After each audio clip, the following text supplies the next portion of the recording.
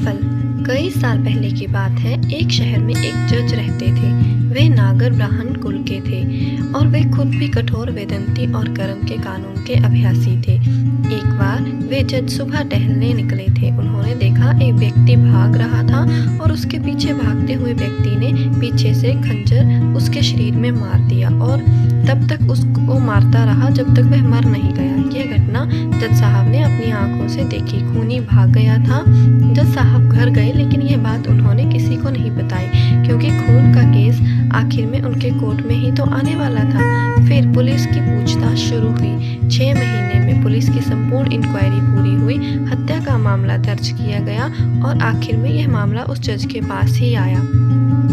जज साहब तो जानते थे कि यह व्यक्ति बेकसूर है, लेकिन जज को सबूतों के आधार पर फैसला देना होता है।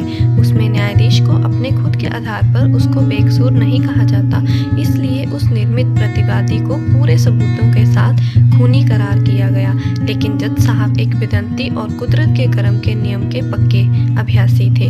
उनको पता था कि असली खूनी घूम रहा है और एक निर्दोष को सजा हुई है, इसलिए उन्होंने फांसी की सजा सुनाने से पहले नकली खूनी को अपने चैम्बर में बुलाया।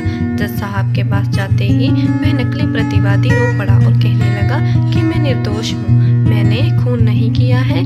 पुलिस को असली खूनी पकड़ में नहीं आया तो उन्होंने मेरे पुराने गुनाहों के आधार पर मुझे पकड़ लिया और मेरे खिलाफ सबूत खड़े करके मुझे कोर्ट में खूनी साबित किया गया है। तब जज ने कहा कि यह हकीकत मैं जानता हूँ, तुम बेकसूर हो।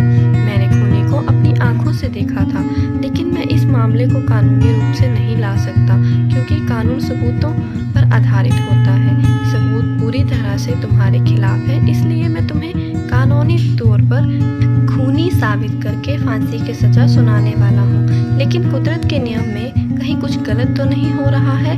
इस बात को सुनिश्चित करने के लिए मैं तुम्हें अकेले में एक सवाल पूछता हूँ। इस बात का तुम मुझे बिल्कुल सही जवाब देना। मेरा सवाल यह है कि क्या तुमने भूतकाल में किसी का खून किया है या फिर उतना ही बड़ा कोई अपराध किया है? झूठे आरोपों में फंसे व्यक्ति ने अपना सिर झुकाकर कहा कि मैंने भूतकाल में 2 खून किए थे, लेकिन मैंने उस समय पुलिस वाले को बहुत सारे पैसे दिए थे, तो मैं निर्दोष साबित होकर छूट गया था।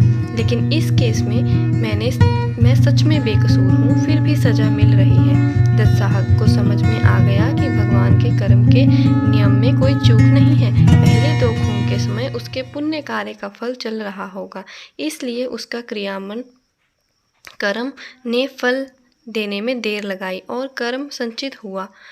अब जब पुण्य खत्म हुआ होगा तो पहले के 2 खून के फल के रूप में संचित हुए कर्म ने इस बार प्रारब्ध रूप से बेकसूर होने पर भी उसे फांसी की सजा दी है।